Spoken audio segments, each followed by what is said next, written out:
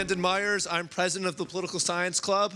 The Political Science Club is a club on campus. We try to actively involve students with civic engagement and government through such events such as registering students to vote or going to Washington, D.C.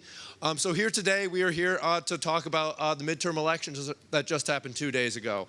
So with us today, we have Clare Malone, who is a senior political writer at 538 and a panelist on the 538 Political Podcast.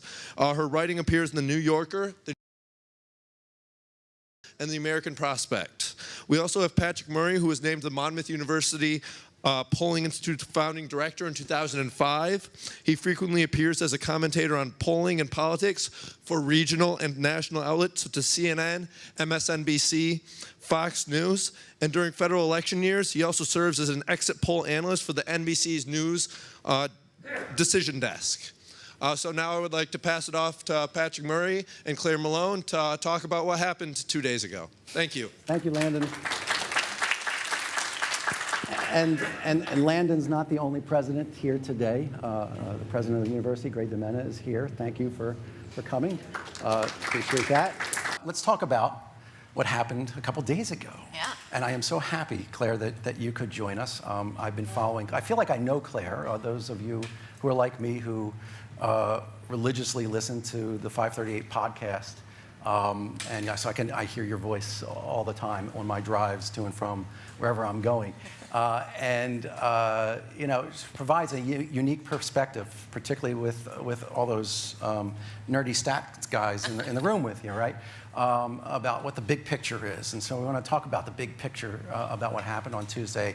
So let me just open it up with that. Like, what do you think was the big picture from Tuesday? So it's funny, I got the great job of writing the wrap-up post for the next morning, which means you get to stay up till 4 a.m. in your little office with fluorescent lights. And, you know, my takeaway right after the election was it was kind of a hard election to give it a single narrative to. So we had talked a lot about, in the lead up to the election, a blue wave. And I think in many ways it was a really good night for Democrats. They took the House. You know, we're still waiting on a bunch of results in California. California does a lot of mail ballots, so we won't know a lot about those races for a couple of days. Weeks. Weeks, yeah. I don't think the ballots get in until, it has to be in by Friday, I think is the rule. And then they'll count all of them. So we're still, you know, things might get even better for the Democrats in the House. And I think they had some interesting wins in places around the country as far as governor's mansions goes. But they lost a bunch of seats in the Senate, some by surprisingly large margins to people. And I think that there were some, I guess, disappointing losses for Democrats in very high-profile races in Georgia and Florida, although the Florida governor's race is maybe going to go into a recount. We don't really know. But my takeaway was, it was a pretty good night for Democrats, but there wasn't a single narrative that you could say it was wonderful for Democrats or it was terrible for Republicans, because they still hold the Senate, and that's a pretty important chamber of Congress, especially if your president is possibly in danger of being impeached.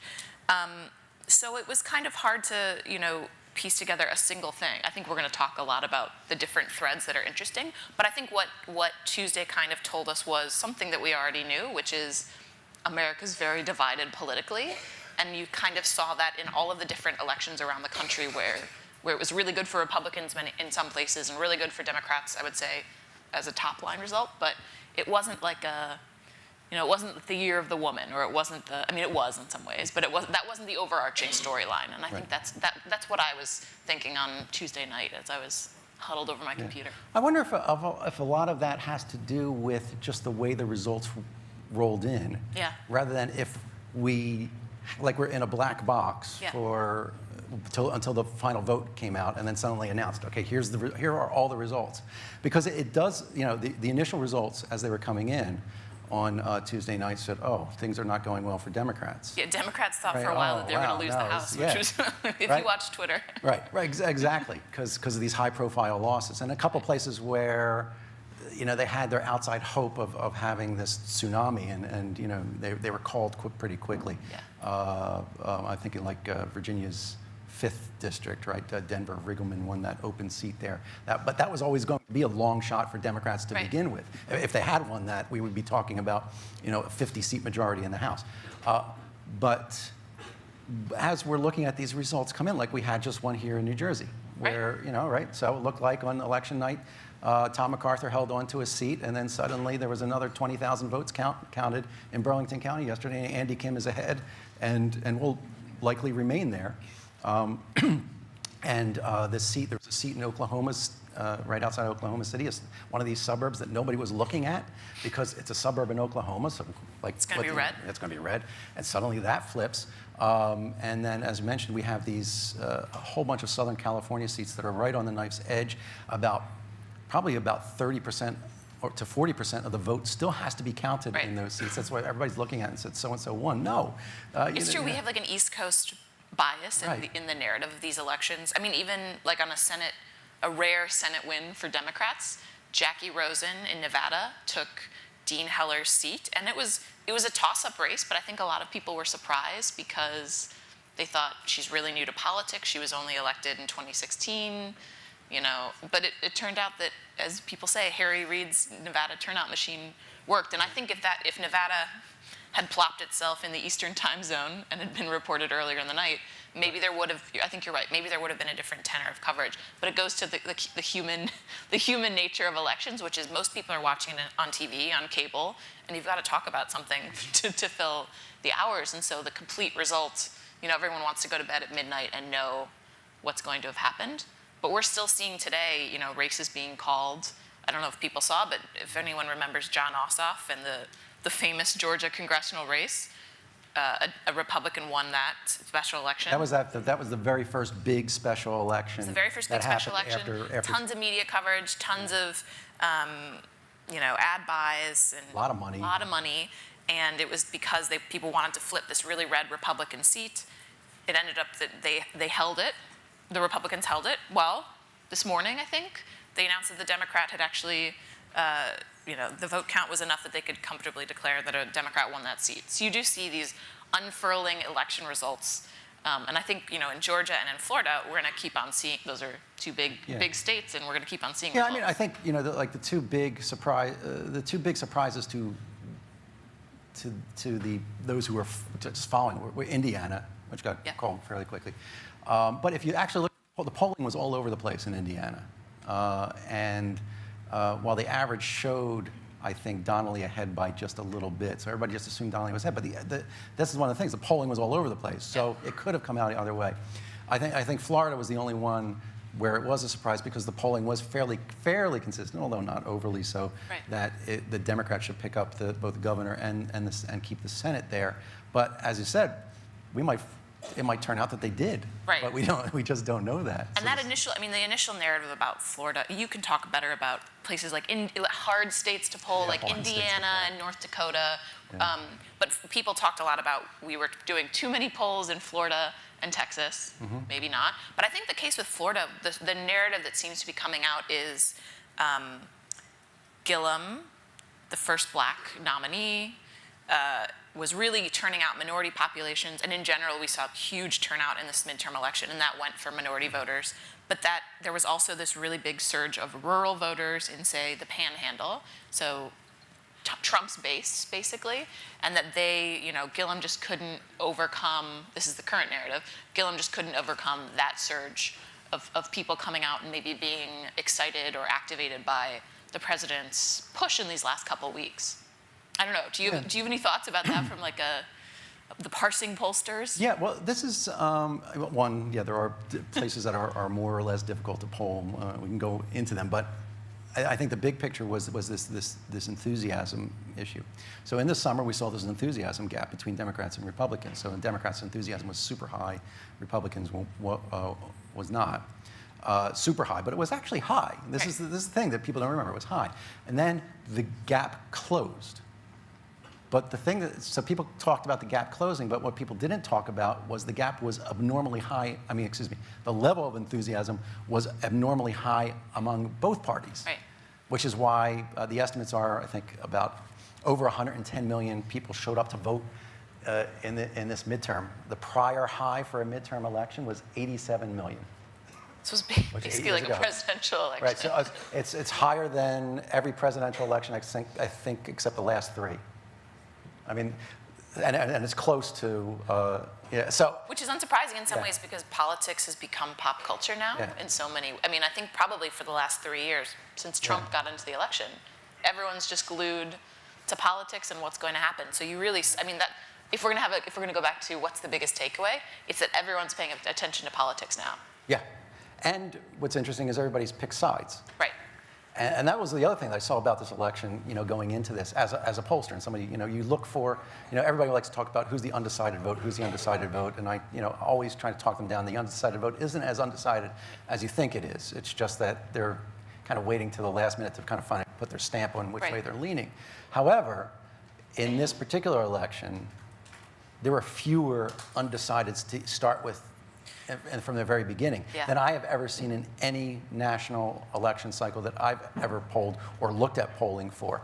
Is that the people, the number of voters who were saying, this is the side I'm on, and it became a question of, for both parties, can we get them out to vote? Which was particularly dire for Democrats on the Senate side of things. I mean, New Jersey is a perfect example, actually, where Bob Menendez was maybe an imperfect candidate, but he still won the election because New Jersey is a blue state. And then you can look at all the red state Democrats, which is what we were calling the sitting Democratic senators who were in states that Donald Trump won. So there were 10 of them. Few of them were safe, but then you had people like, Heidi Heitkamp in North Dakota, who was really far gone by the end. Claire McCaskill in Missouri, who lost by, I think, more than people thought she would lose. And then you had, a place like Tennessee, where you saw what I thought was a pretty good Democratic candidate in the former governor, Phil Bredesen, who basically had said, listen, I won't vote for Chuck Schumer if I get into the Senate. I'm your former governor. I brought a football team here. You guys liked that. He was a good candidate for, I think, that region of the country if you're going to run as a Democrat. And when I was talking to Republican strategists before the election, they talked about Joe Donnelly in Indiana and Phil Bredesen in Tennessee as having run really good races, but that there just aren't enough, particularly in Tennessee, there just aren't enough swing voters, that the state has become very red, and not even, one of the guys I talked to referred to it as, it's not even like, country club Republican red, it's activist red, it's Tea Party red. It's a different character of Republican voter, and they're just not going to be the kind of person who will say, well, actually, maybe I'll cross the aisle and vote for Phil Bredesen because I liked him as governor and he was a pretty moderate guy. We are seeing people becoming entrenched in their political views and that determining, voting straight down the ticket. Right. Ohio being an exception with a Democratic senator winning and a Republican winning the governorship. And actually, I want to come back to the political divide, but I want to mention this thing about Bredesen and some other things that we saw happening with governors. Yeah. In the state, we saw some Democrats winning governorships in areas that beat Kansas, beat Scott Walker in Wisconsin. And then we saw some Democrats running away with governorships in Massachusetts and re-election in Maryland as well. And one of the things I heard about Bredesen was if he was running for governor this year, he probably would have won that rather than Senate. And one of the things is that we're talking about the political divide, but the political divide is on national politics. It's not on state level politics. And people make that distinction when they vote, that there's a different set of issues that are important to them when they're voting for Senate or for Congress than when they're voting for governor or state legislature. And I think that, we've got to remember that those are two different things, and they're becoming much more different. In fact, we almost had a Republican knockoff, a bad Democratic governor in Connecticut. Right. Yeah. Came very close to that. And by bad, I mean just unpopular. I mean, it did some things that upset some people over a few years. But let's go back to the political divide and what happened. So basically, the Democrats have performed as well, or probably even a little slightly better than many had predicted on the House, and the Republicans performed slightly better than most predicted for the Senate. And Donald Trump went around the country in the last couple of weeks, really hammering away on issues that are divisive, the caravan, and saying that there were terrorists in the caravan coming up through Mexico and Central America. Just really hot button issues, kind of the red meat that would drive up his base. And do you think that helped win those Senate races? And did it also help Republicans keep the blue wave at bay a little bit in the House, or did it actually have the opposite effect? It's an interesting question. So I think we should also bring Kavanaugh into this because, I think we'll talk later about the gender divide in this election, but which turned into kind of a partisan divide. But I just think, the caravan and Kavanaugh happening in the last, let's say month to 6 weeks of the campaign, and the president very much recognizing that these were things that people would respond to in his base, because Republican voters now rank immigration, not the economy, as their top issue of concern. So he knows what he's doing when he gins up the controversy with the caravan. I would say that yes, like on the Senate side of things, Trump making the Kavanaugh vote kind of the litmus test for red state Republicans really did probably screw them over in the end. I think the House side of things is a little more complicated, because I think when all is said and done, we're predicting that the House popular vote, so or the generic ballot vote, how much better the Democrats will have done than the Republicans, it's going to be something like a 7-point margin. And I think when you're talking about those House races, the president's approval rating and popularity does factor in. And I think you might have seen, in some of these districts that were on the line, maybe Trump's irritation with Trump pushed people out more so than they would have before.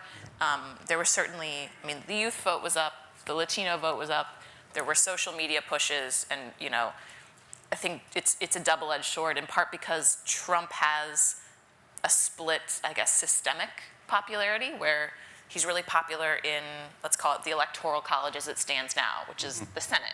So he's really popular in rural states, whereas the Democrats have the popular vote advantage or the House advantage, where more of the population is feeling them right now, I guess. So it is, I think it's hard to say. Like, I don't know 2 days out whether or not Trump's rhetoric will have pushed more Democrats out and therefore flipped some of these House seats. But we have seen a couple of surprising outcomes. You just mentioned in New Jersey 3, Dan Donovan in my home borough of Brooklyn, a Republican who, in deep Brooklyn, who was pushed out pretty surprisingly. I think we had rated it, like most people had rated it a pretty safe Republican seat.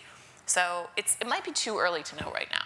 I think some of the polling that we did in races that we had polled multiple times towards the end, that these northeastern suburbs, New York 19, Delgado, the seat that Delgado won from Faso too, is that there did seem to be this slight uptick, this slight anti-Trump uptick in the last week. And so my sense is it did kind of, him going out there, it was kind of his Trump going out there was his putting his stake in the ground. I'm holding on to the Senate and not really thinking about the impact on the House. Like they had already. He'd been pretty clear that he didn't care about the House anymore. Didn't care about the House. If it had been written off, it had been written off. So if Democrats get a 10-seat majority or a 20-seat majority, it didn't matter to him at that point. It was being able to claim a win on the Senate. Right, which I think he's not wrong in some ways to double down on the Senate, because I don't think the Democrats will bring articles of impeachment in a serious way, but Trump is right to think, well, the Senate is a pretty important chamber if I want to,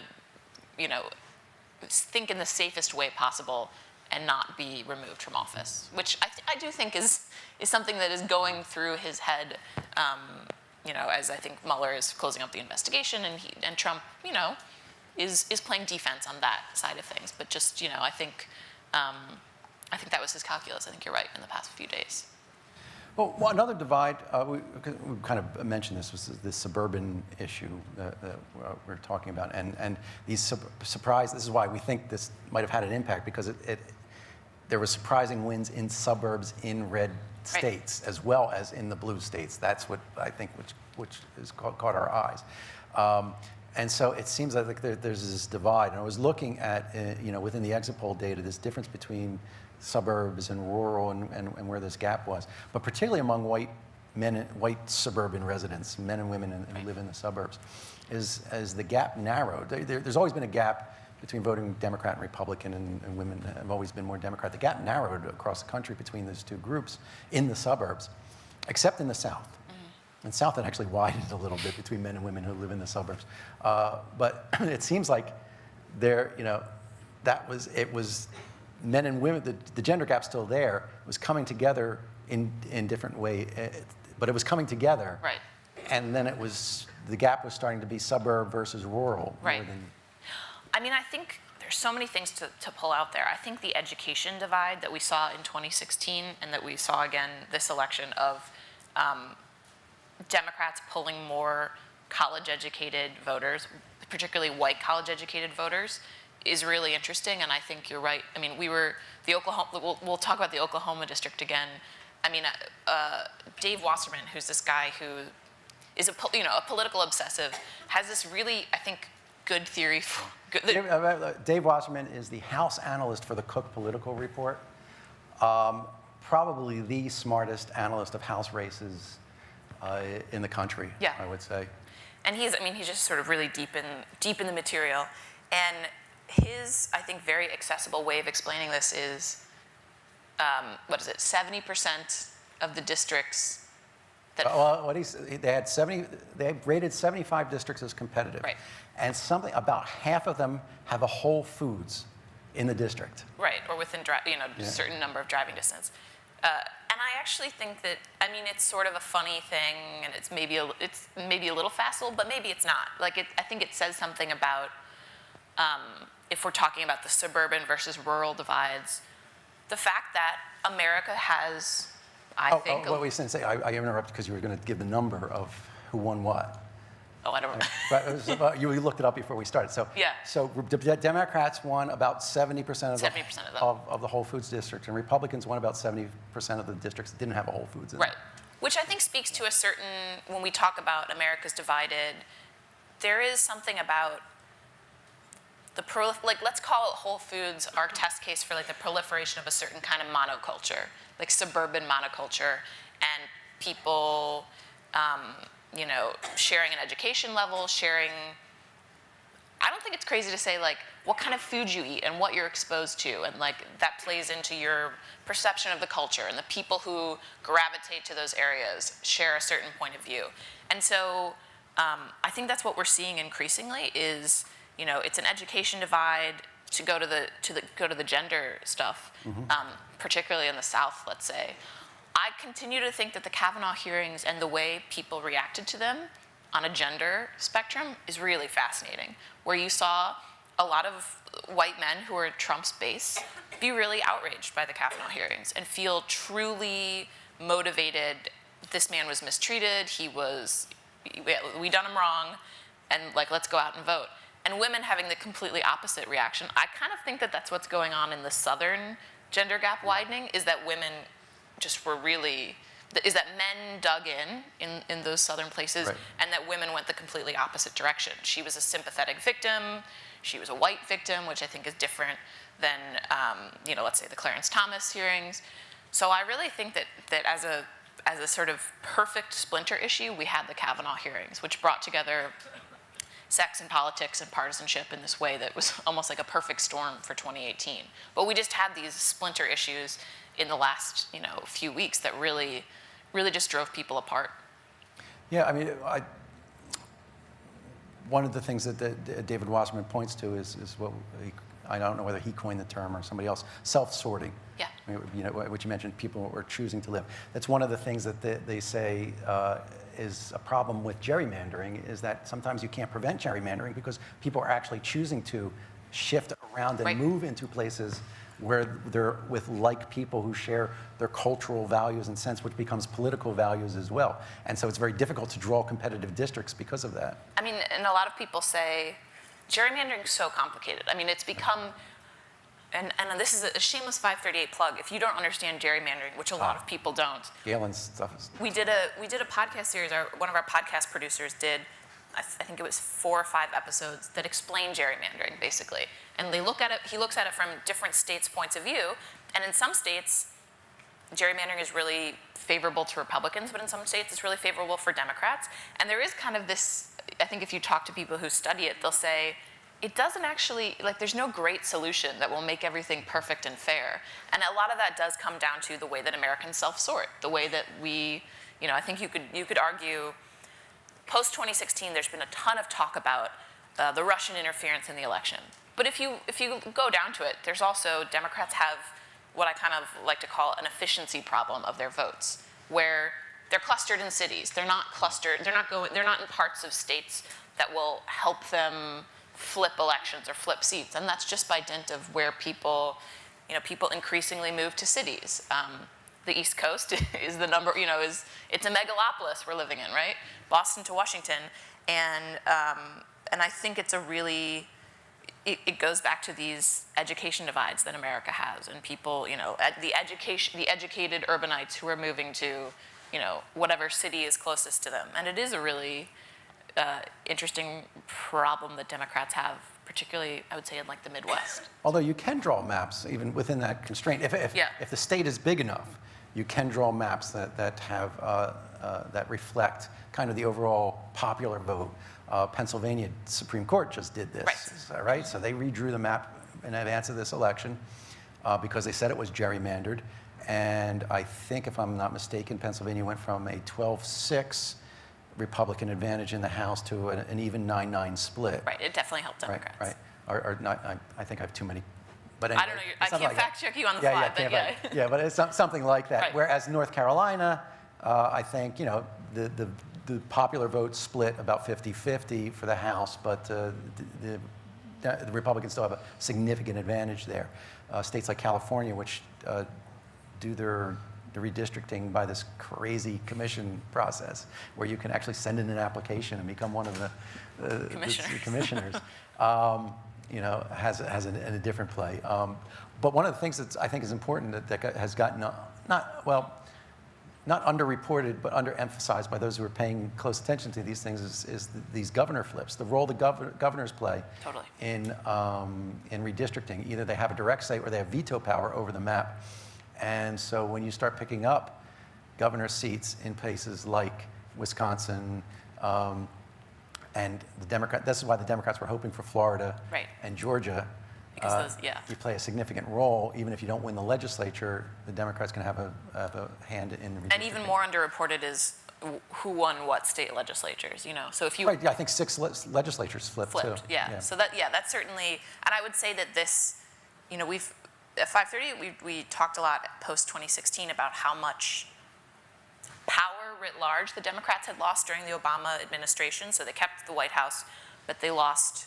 on the state level, tons of state legislatures and tons of governorships. And so I think that there has been a concerted effort because of gerrymandering, because of Democrats, like I think, take Georgia and the fact that Stacey Abrams basically ran her campaign on, listen, this guy is the Secretary of State and he's running a vote suppression machine, basically. So Democrats have really latched on to, in order for us to win again, we need to make our base really riled up by voting rights problems. And so they're saying, they're doing more focus. You look at Eric Holder, the former Attorney General, who has this real focus on gerrymandering and vote suppression and an emphasis on taking back state legislature seats. President Obama endorsed a bunch of people, kind of skipped some national races and endorsed a bunch of state legislative candidates, which I thought was interesting. And probably, he said before, I could have done more, perhaps, as party leader during my time in the White House to lift up Democrats on the state level. So I think Democrats are really kind of clawing their way up on the state level. Right. So I hit them after the 2010 census, how important state legislatures are. We've been skirting around women and the year of the women. Yeah. I mean, so a record number of women in Congress this year. Is that not something? That is something. Yes, that is something for sure. And I do think, you know, we've also like to clarify that it's like the year of the women on the Democratic side of things. Republicans still lag in the number of women elected officials on their side of the aisle, and frankly, they lag pretty badly with winning women's votes. So I think it's the year of the woman in the sense of record numbers of women elected to Congress, but also this is my way to segue into certain key demographics of women sort of changing how they're identifying politically or how they're voting politically. So college-educated white women, let's go back to that education divide. That's a demographic that used to vote Republican. Moderate Republicans, yes. Yeah. What did George Bush call them? He called them, you know, national security moms. That was his whole thing during the Iraq War era. He said those people are going to vote Republican because they're worried about terrorism. Their mom's concerned with the security of their kids. Well, now those women, those white college-educated women, are splitting with white women who don't have a college education who vote for Trump, and white college-educated women are increasingly going over to the side of Democrats, which I think becomes really interesting from like an electoral point of view, because I do think it opens up places like, let's say, the suburbs of Atlanta, in a traditionally Republican state like Georgia. I think the Democrats more and more are sort of eyeing those places like Georgia, like we haven't talked about Texas yet. Yeah, the Southwest is. The South, you know, they call it another 538 plug. My boss wrote almost like a 2020, these are the potential paths to victory for Democrats and Republicans in 2020. And you talk about sort of the Midwestern strategy, which is pretty classic. You know, win Wisconsin and Michigan and Pennsylvania. And then there's this sort of Sun Belt strategy where you want to win potentially Texas in the future, but Arizona, Nevada. But I think in 2016, you saw the Clinton campaign start to eye places like Arizona with tons of Latino voters. That was a new way that they could win votes. You see in Georgia, the New South, right? These places that are tech education hubs that are attracting these college-educated people who, frankly, might have more in common with, let's say, suburban New Jersey residents than, someone from the border, like a small border town in Georgia. Right. And I think that's a really interesting, I think college-educated women swinging, to go back to the year of the woman, is a very interesting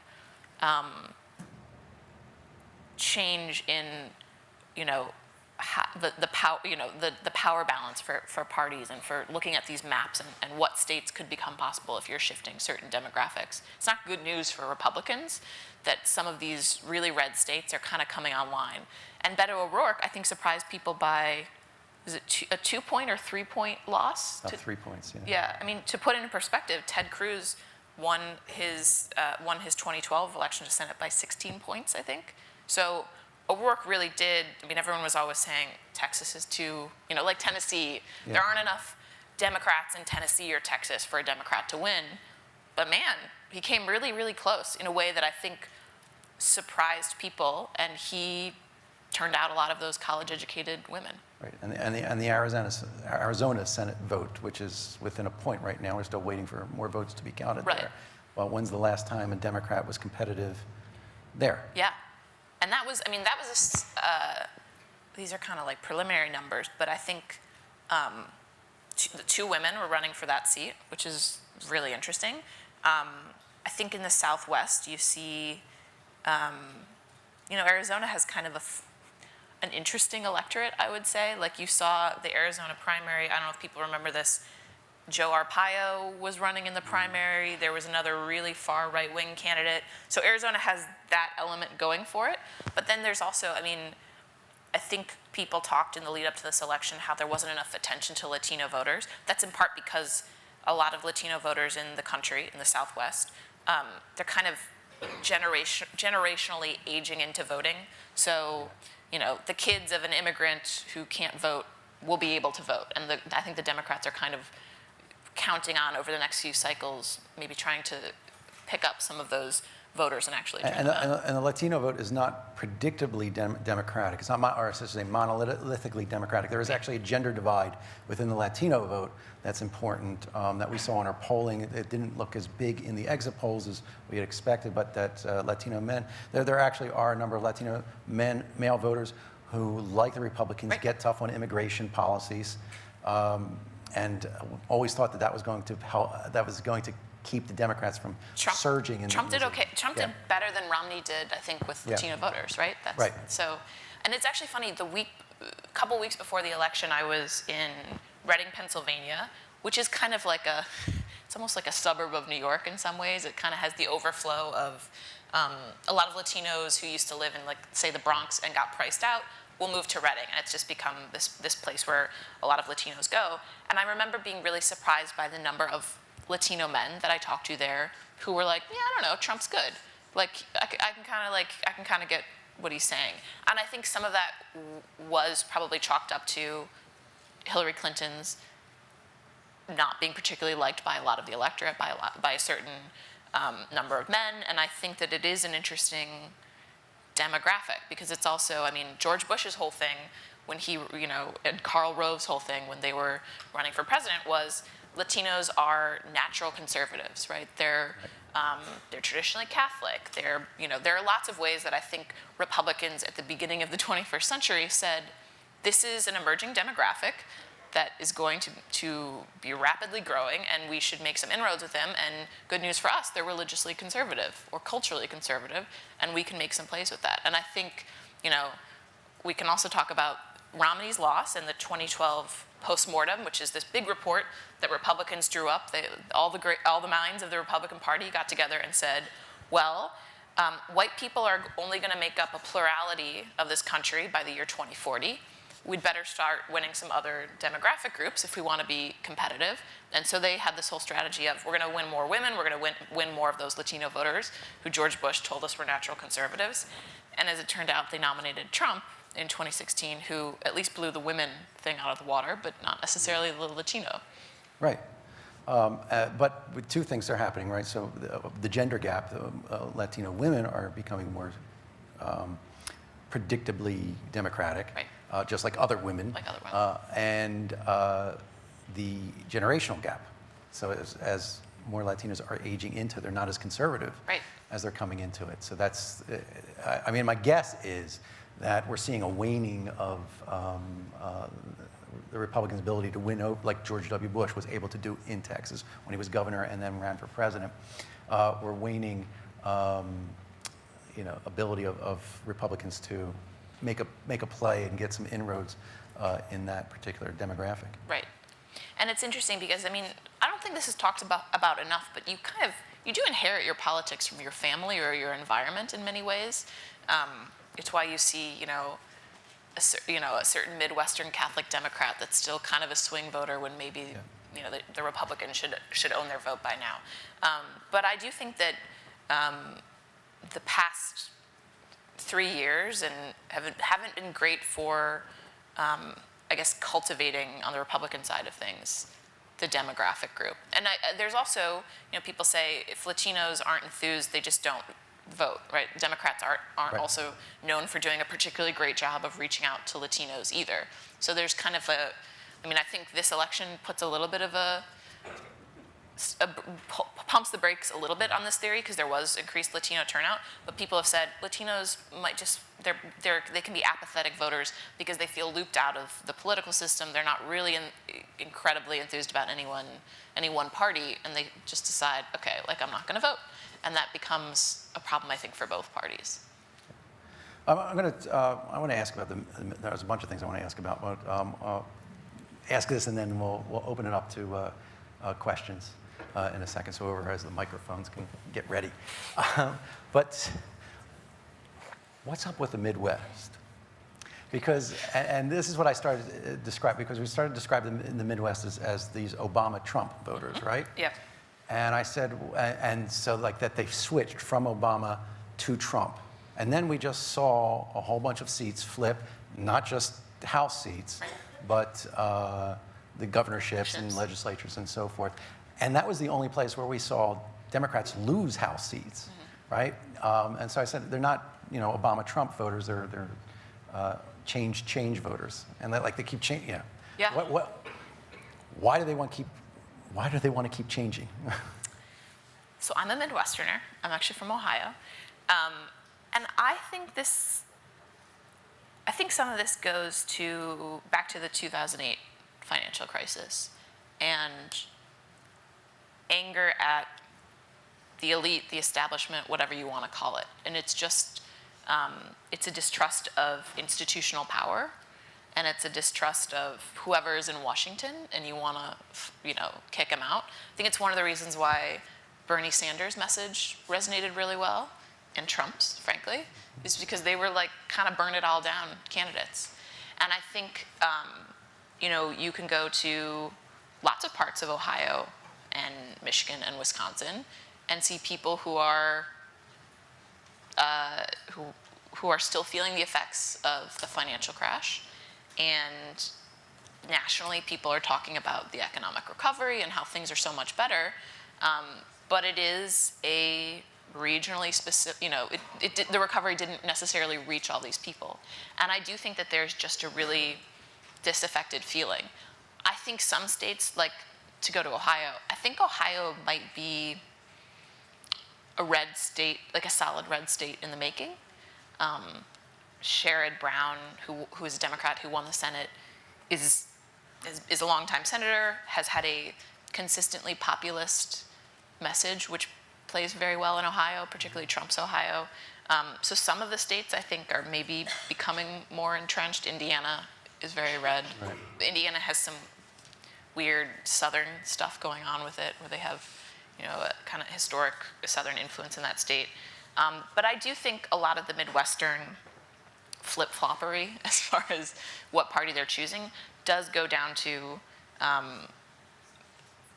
being economically disaffected. And I think if we're going to talk about race, I do think that there's a political scientist, 3 political scientists who wrote this book called Identity Crisis, that's about the 2016 election.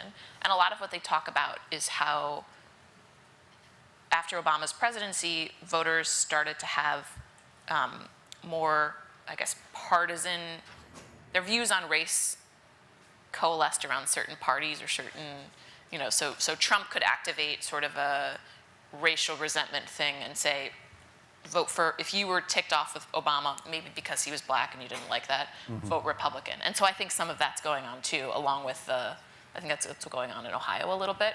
But the Midwest is an interesting place, and I do think a lot of it boils down to the need for change, changing economic. You're not going to have heavy industry in Ohio and Wisconsin and Pennsylvania much longer, and they're going through the growing pains of that. Well, I spent some time in southern Ohio and West Virginia in the spring, and talking to voters down there. So this is going out of the Midwest into that more rural, Appalachian. And it does seem that it's interesting because they continue to be Trump supporters, right? But when you talk to them, you can get through that, and they'll admit that they haven't seen any change in their economic well-being. That the recovery, and this is one of the reasons why the Republicans didn't talk about the recovery all that much in a national messaging, is that in their base areas, the recovery has passed them by. It's actually in the Democratic areas where the recovery has been great. So they would admit that Trump wasn't that, and that they would vote for a Democrat because they would look past the party labels if it was a particularly like a Sherrod Brown type of Democrat or a Joe Manchin. And that was at the point, and I was in West Virginia 3, that looked like it was potentially Richard Ojeda was going to do well. In fact, in our first poll of that district, he was ahead. Right. But the gravity of the Republicanism and the Trump sentiment is so heavy in that region that it does look like that. And when we use the term permanent, we're talking, a generation, not forever and ever. But it does seem to be that kind of gravity there that's just going to stick. And it's funny because Richard Ojeda, the Democrat, is kind of a Republican in a lot of ways. Well, he voted for Trump. I interviewed him in the spring when all those teacher strikes were happening in West Virginia. And this is a guy who's running as a congressional Democrat who told me he'd never voted for a Democrat for president. Like, we went through his voting history, and he was like, no. Which I think speaks to, that's why Joe Manchin is a really good candidate for that state. It's because he knew that he needed to vote against. But he'll be the last Democrat I in think so. a statewide, or in any I think so. I think that's any a pretty position in safe West bet. Virginia for a long time. Yeah. All right. Questions? Where do we have questions? Yeah. Hi, my name is Karen Schmeltzkopf, geography professor here at Monmouth.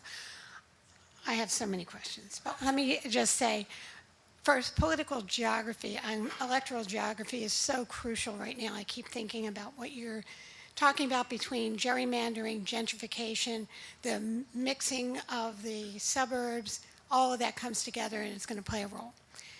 The second, but that's not a question. The next thing is, we're talking about the Democrats and the Republicans.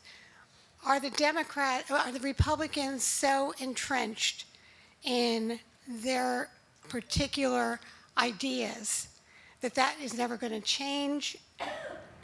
I don't think the Democrats at this point have that solid thrust. But finally, my class is here, and I know that many of them are not interested. It's not pop culture for them as it is for us.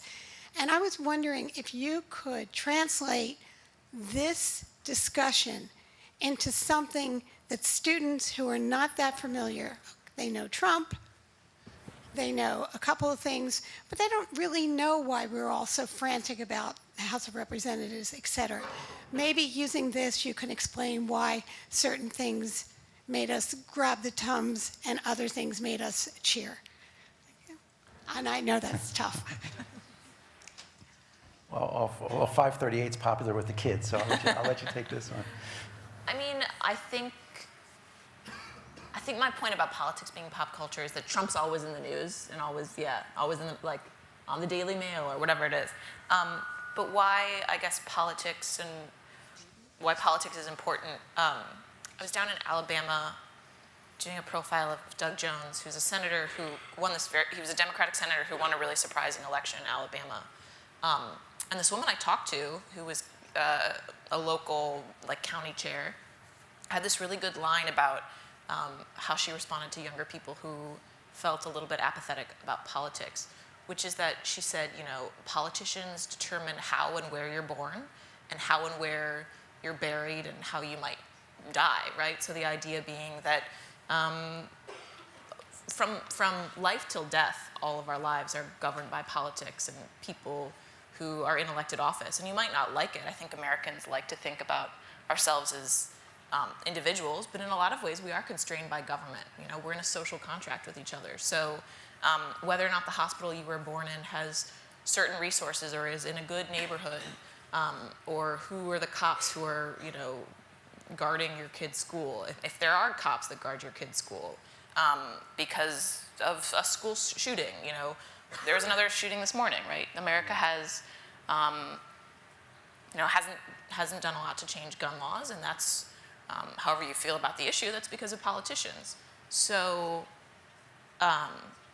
politics affects everything, which we don't like to think about because it is kind of a suffocating feeling to know that. But I mean, I guess that's my reaction, is that in every instance of life, I can think of a way that politics touches it. And I think that should be a compelling reason for people to feel involved.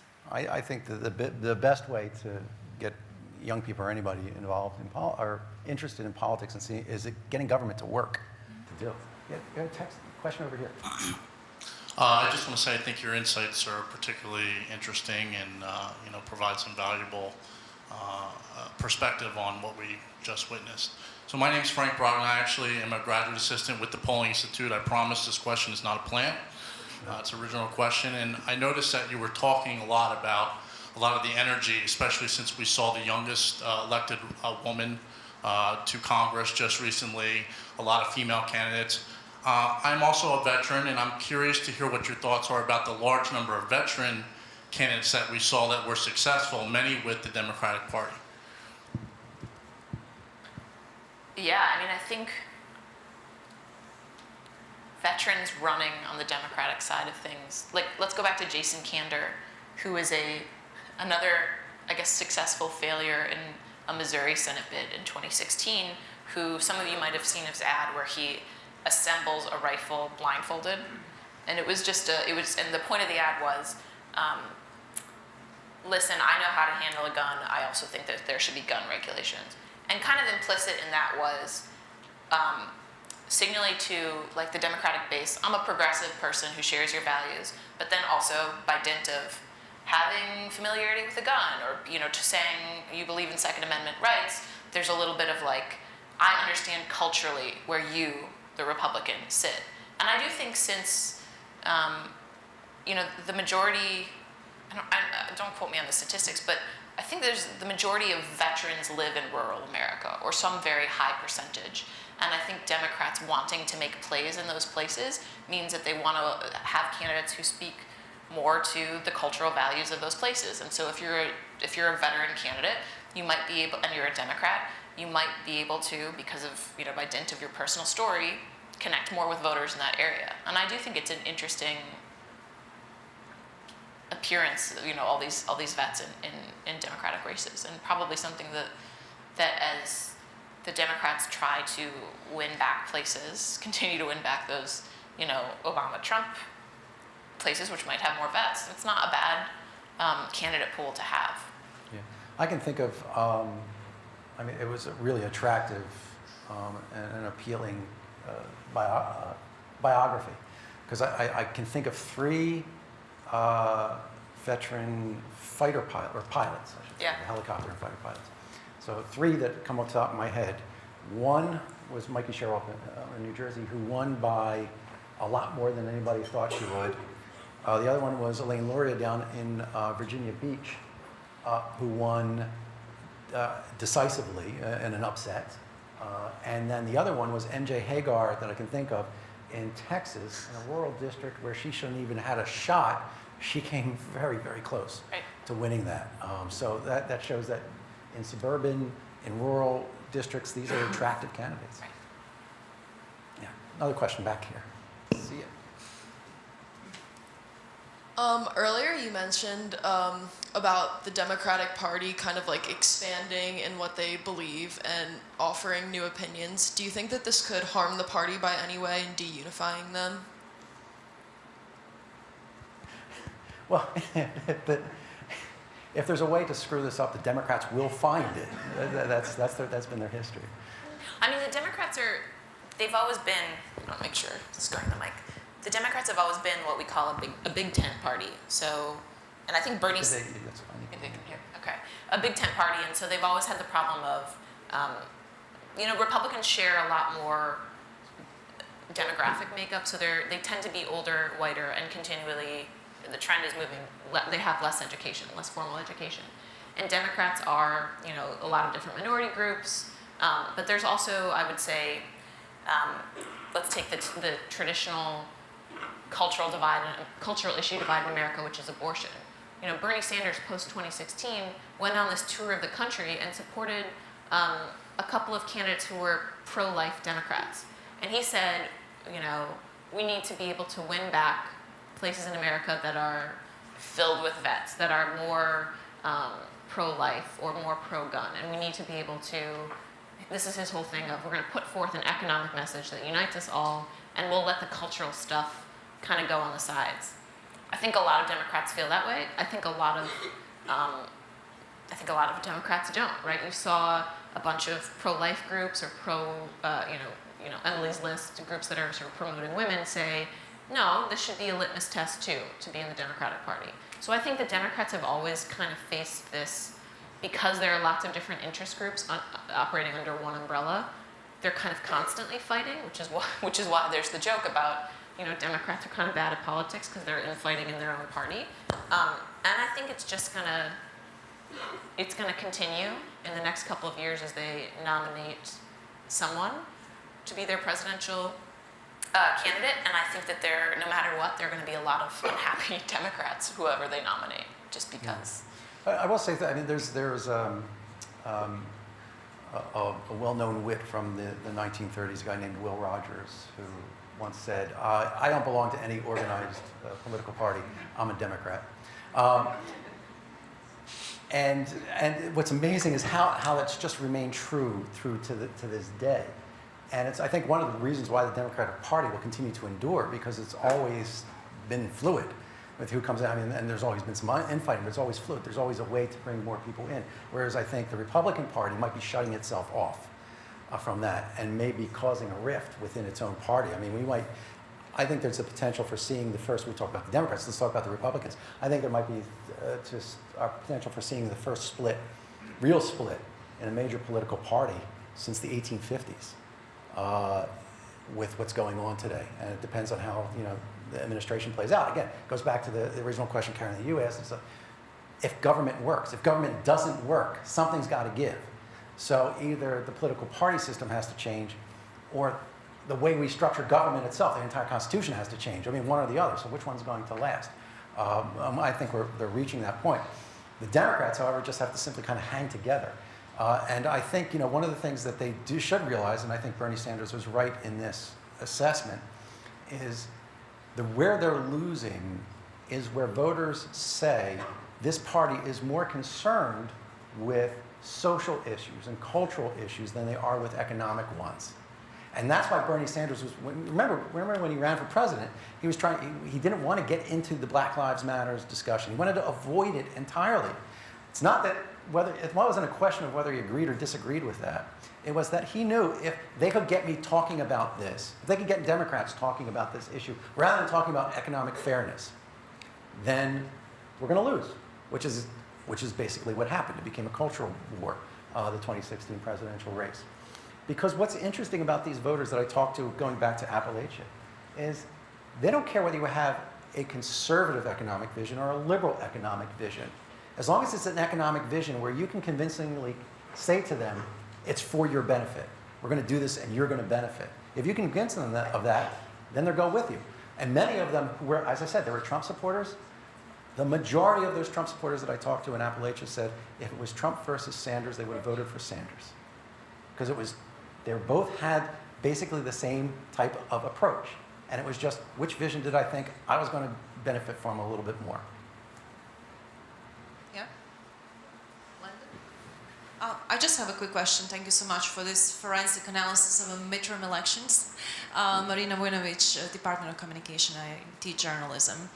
So what I'm interested in is for you to tell us a little bit about how 2016 elections and the age of Trumpism and post-factual politics, if politics was ever about facts, affected what you do on an everyday basis. Because your job is to reason out why this happened or that happened. But if in the center of things is not reason, is not facts, how all this combined affect what you do? What did you change about what you do on an everyday basis? Well, I don't think journalists changed anything.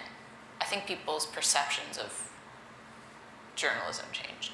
So I think it's always journalists' job to report the facts, try to explain, from our side of things, try to explain what's going on, using numbers and trends. But I do think what's gotten harder is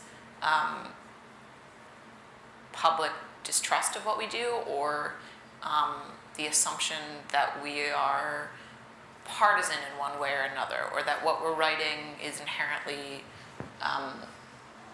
skewed by personal politics.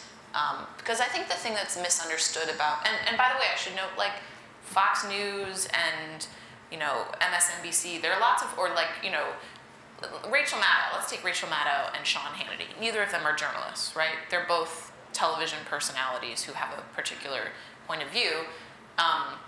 But people often see them as, the face of their network. And so I understand why people believe that, everyone has a political slant, because some journalism in the United States does. I would say, it's important to know that the op-ed of a newspaper page is completely separate editorially from the reporters who are covering the White House, things like that. But I don't think that those are things that, as journalists, we've been good about teaching people, how newspapers work and the way we think about our job. I think the unreasonable expectation that people have is that journalists are completely unbiased in all of their lives. We have views, we're human beings. I think what we try to do is be unbiased in our reporting, and it sometimes means that there will be, like, I think we have to take President Trump, who has done, just on the facts basis of things, has broken a lot of norms, has done a lot of different things in American politics. And because we're reporting on those facts and the historical context, I think we get accused a lot of being Democrats, right? But I think people are having trouble, because we're so partisan as a country in our viewpoints, I guess understanding what journalists are trying to do. And so I think journalists are doing the same thing. It's just how we're perceived in society has become inflamed. And I think in some ways, you know, journalists take the bait and shouldn't, and that they should just I mean, Twitter plays into this, right? Because this is why it's why I think a lot of writers like writing long pieces, because you can sound smarter. You can think through your thoughts, and then an editor looks at it and it's all great. Whereas on Twitter, you immediately react to your very understandable emotional response, which is, well, what the president did there was suppressing free speech or was not good, and therefore I'm going to tweet it. Where in the long game, maybe you should just stand back and let the embers of the fire die down. I would say from my point of view, polling is all about measuring perceptions. And that's the job that we do. So if the perceptions are wrong, we have to measure that too. And people behave based on their perceptions, even if they are factually incorrect perceptions. And we have to measure that. But what I've been doing differently recently is I've been spending a lot more time in trying to dig into that undercurrent of why people feel the way they do. Less about polling on, I mean, we poll all the election stuff, but less about polling on just specific issues. Oh, this issue is up. You know, do people approve or disapprove of that issue? But more of the sense of, is the country becoming more united or divided? Who's at fault for this? What do you think? To kind of get the under sense of how, I'm looking at this political division because I think that's just much more important. Because this is what we've been seeing, is that people are just simply saying, this is my team, and therefore whatever information I get about my team is correct. So I want to see where that is and where the possibility of breaking that down might be, so that I try to use what we do kind of to get a sense of that. And, who knows? I mean, you know, things could change in the future, but that's right now what we're doing. Yeah, another question over this side. Hi.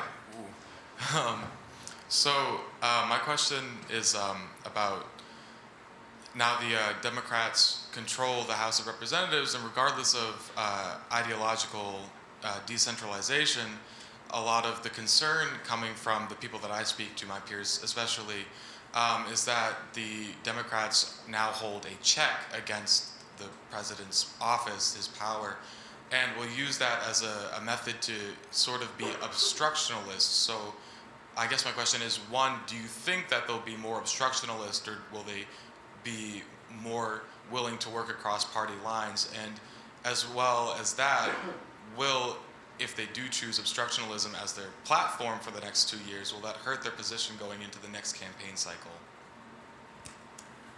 I think Democrats will probably open up a certain number of investigations into the Trump administration. So there have been a few, I guess, spending scandals, if we can call them that, within the Trump administration, and I think there'll probably be some ethics investigations that Democrats tax returns.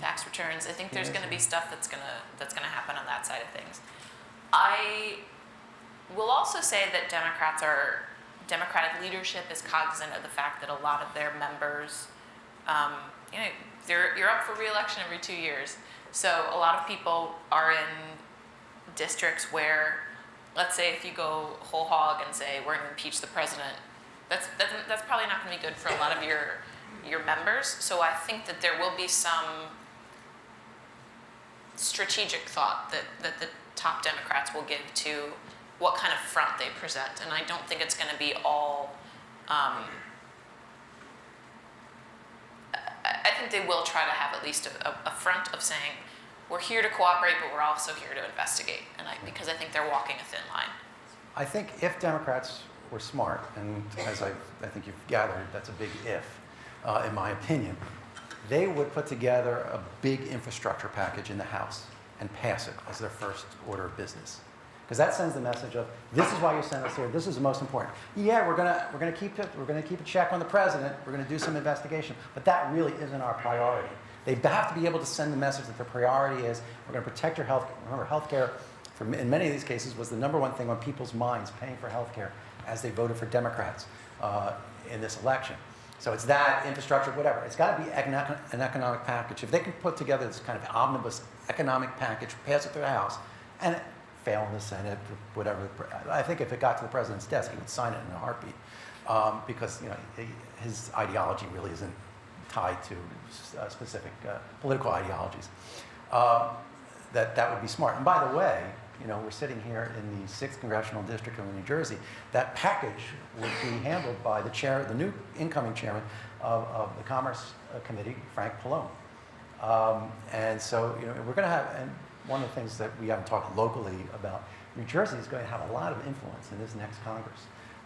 Because we have all these new members who come across the partisan divide, and we have one of the most powerful chairmen in the House. So that'll be kind of interesting to play. But that's what if the Democrats want to kind of put that stamp on, that's what they need to do.